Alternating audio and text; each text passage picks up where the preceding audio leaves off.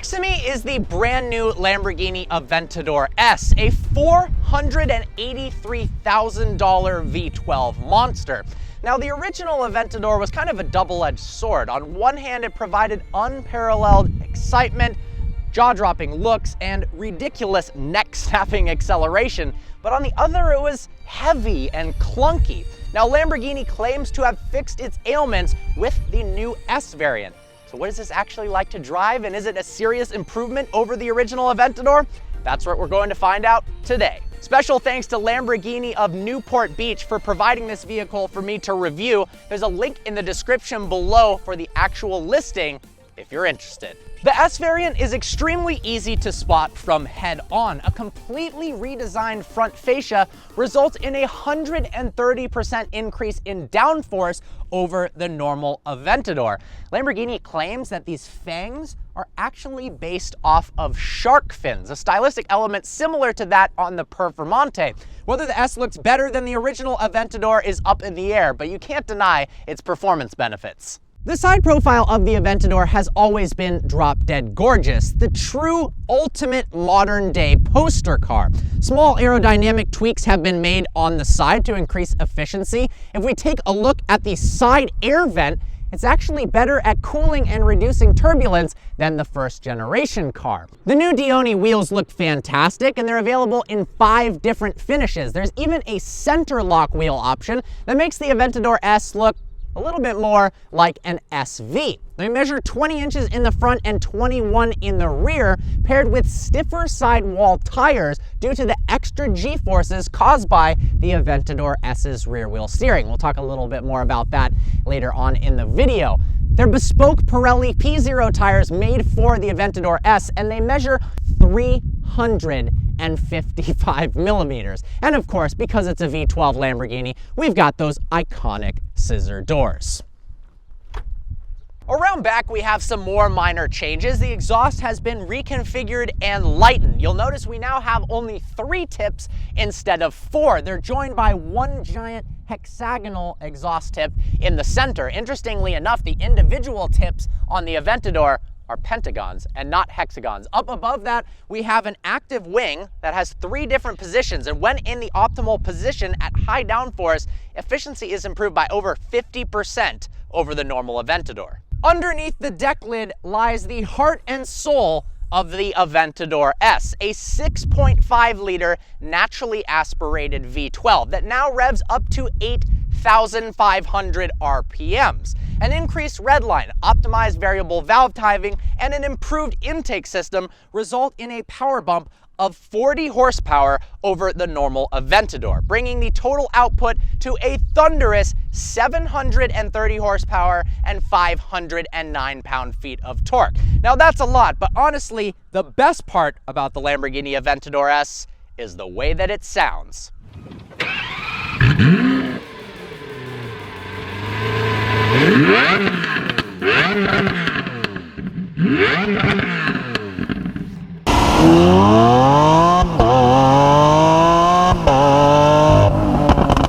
The interior remains very much the same as the original Aventador, with a small host of upgrades to help it feel more modernized. Given the fact that the Aventador actually came out in 2011 as a 2012 model year, the Aventador is getting kind of old. But the crazy part is, it doesn't feel in the least bit dated. That goes to show you how advanced Lamborghini was stylistically with the exterior and interior of the Aventador back when it was released. But there are some differences. We've got a massive new TFT display with significantly improved graphics, huge center-mounted tachometer. In Strada and Sport mode, the tachometer moves like it does in most cars, but if you put it into Corsa mode, my personal favorite, the tachometer moves horizontally in the coolest fashion. Same thing with the Performante as well as the Centenario. But enough of me just sitting here blabbering on about the Aventador. Let's start it up, take it for a drive, and see what it's all about. So what does the Aventador S actually like to drive? Well, one of the biggest differences between this and the previous Aventador is Lamborghini's introduction of rear wheel steering to the platform, and it has made a massive difference. At low speeds, the rear wheels actually turn up to 3 degrees in the opposite direction of the front. That effectively shortens the wheelbase of the Aventador S by 19.7 inches, making it much easier to maneuver the hefty bull around town and in parking lots, but it also makes it a lot more fun on tight, twisty roads. Now at high speed, it actually helps with stability. The wheels turn in the rear up to 1.5 degrees in the same direction as the front wheels, effectively lengthening the wheelbase by 28.5 inches. This, in conjunction with Lamborghini's dynamic steering, make the Aventador S feel hundreds of pounds lighter than it actually is. US spec Aventadors weigh in at 4,100 pounds. For reference, a Huracan is 3,400 pounds. Yes, this makes more power, but does it make up for that big weight difference? The steering helps a lot with that. The Aventador S has 4 different driving modes. We've got Strada, Sport, Corsa, and Ego. Yes, there is legitimately a mode in the Aventador S called Ego. We'll talk more about that in a bit. In Strada mode, the suspension is supple and soft over bumps. The steering is nice and light. The throttle response is lessened, and it's really easy to drive around town. Because of the addition of rear wheel steering, Lamborghini had to completely redesign the suspension for the Aventador S. We've now got retuned magneto-iriological shocks that are constantly scanning the road to mitigate harsh impacts as well as lessen body roll. And in Strada mode, it rides over bumps very comfortably. The torque split in Strada is 40% front wheel drive and 60% at the rear. Honestly, the only time I can really imagine Aventador drivers using Strada mode is in the rain or on the way to signing divorce papers. Sport mode, a much more exciting driving mode. The steering tightens up, so does the suspension, the throttle response increases, and the shift times are quicker. The insane part is, because of the rear wheel steering, Lamborghini was able to direct more torque to the rear wheels, meaning the torque split in sport mode goes all the way up to 90% rear wheel drive. That's right, you almost have a fully rear wheel drive Lamborghini Aventador. Now, let's put it into Corsa mode. Steering tightens yet again, as does the suspension, the throttle response, the tachometer transforms into something that should only be in a spaceship, not a road car. And when you shift at 8,500 RPMs, it feels like your neck is gonna snap off your body. I mean, oh my God! It's like when you buy an Aventador, the reason it actually costs so much is that it comes with a lifetime subscription to some physical therapist. Unfortunately, it doesn't, but the Aventador uses a single clutch ISR gearbox. The main reason being weight and packaging. The ISR gearbox is lighter than a double clutch system. It's also a lot smaller. Unfortunately, Lamborghini says that there is no way to fit the DCT transmission from the Huracan into the Aventador. In fact, the location of the transmission in the Aventador is completely different than where it is in the Huracan, and size-wise, it just wouldn't work. But they have improved it with the Aventador S. Retuning the transmission has led to smoother takeoffs. My biggest gripe of the Aventador was starting from a standstill and rolling to 5 miles an hour. That process felt like you were learning to drive a manual for the first time. This kind of jerking sensation that's embarrassing for you and just kind of frustrating. What the Huracan can't do is scare you every single shift. Oh my! I'm not even exaggerating my head movements. That's how brutal this thing is.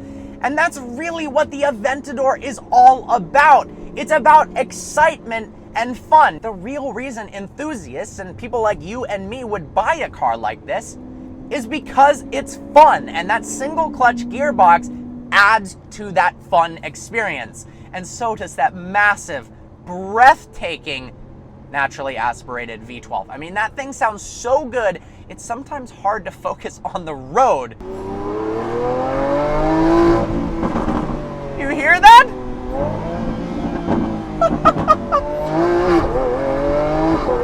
Oh my Lord.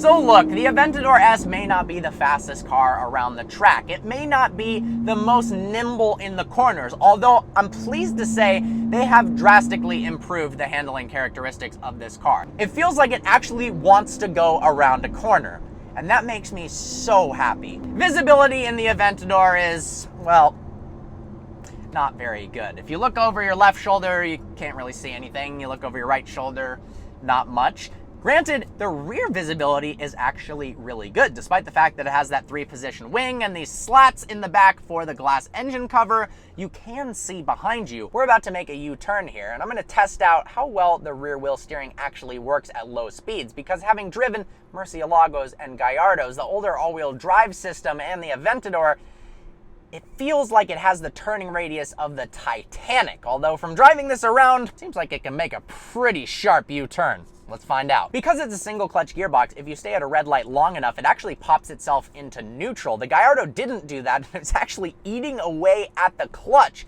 as you were sitting there at a standstill. This automatically puts you in neutral, although sometimes if you don't realize that, it can leave you pressing your foot on the gas and revving and looking like a total jerk, but just flick it back into first gear. All right, let's see how this U-turn works. Yeah, look at that. There's no way you could do that. I almost could have turned into the inside lane. No chance that's happening in a normal Aventador. Oh boy. Oh my God. Does that pull hard? And with a red line of 8,500 RPMs, because it starts pulling so quickly at 6.5K, you almost find yourself short shifting because you're like, there's no way it goes farther than that. But it does. Lamborghini claims 0 to 62 in 2.9 seconds. Oh my God! I want to talk about the fourth driving mode, and that is Ego mode, the mode of choice for Justin Bieber, who has a new Lamborghini Aventador S, and Kanye West. Jokes aside, Ego mode is actually a pretty cool thing. Now, it's nothing new to the automotive world, and in fact, BMW and Audi have been doing it for years in much lower end cars than the Aventador S. The Ego mode is actually just an individual mode that you can tailor to your liking. I prefer leaving the steering and suspension in sport mode. It makes it feel a little bit lighter on its feet and not too rough over bumps, but I leave the powertrain in Corsa because those intense shifts and quick shifts, as little as 50 milliseconds between shifts, even though it's a single clutch, are to die for. Unlike the Huracan, the Aventador is not a car that I feel is daily drivable. Because of its size and blind spots, it's not something you would want to live with every single day. But that's actually not a bad thing. Hear me out. When you drive a car every day, it starts to become normal. And when it becomes normal, you want more. You take your Huracan, you supercharge it. After you supercharge it, what more can you possibly get? There isn't really more unless you get rid of the car. With the Aventador, because you're going to be driving it on weekends, taking it to car shows, on cruises, on rallies, just going on 2-hour-long drives to enjoy it. And for that, I think this might very well be the best V12 powered Lamborghini they've ever made. They've taken that heavy, clunky feeling beast and maintained the same weight, yet transformed it into this more practical, more nimble rocket ship. I've pulled out the V-Box. Now, Lamborghini claims the Aventador S can sprint from 0 to 62 miles an hour in 2.9 seconds. Judging by the acceleration I've felt so far, I absolutely believe it. In order to activate launch control, we put the car into Corsa mode, hold ESC, floor the brake, floor the gas, release the brake, and hold on tight. Despite being in Corsa, it will automatically upshift for you in an extremely violent way. Oh, wow! And just like that, 0 to 60 in a V-Box, 2.9 seconds, just as Lamborghini claimed. Interestingly enough, it took off with a decent amount of wheel spin, but that's what the Aventador is all about, putting on a show. Yeah, it didn't take off in the most effective way. I feel like with a perfect launch, you could probably do 0 to 60 in closer to 2.7, 2.8 seconds. That was one of the most fun launches I have ever had. Once again, special thanks to Lamborghini of Newport Beach for allowing me to review the brand new Aventador S. I hope you guys enjoyed this video. If you're not part of the Vehicle Virgins family yet, smash that subscribe button, turn the notification bell on, because we got some awesome videos coming your way. I look forward to seeing you next video.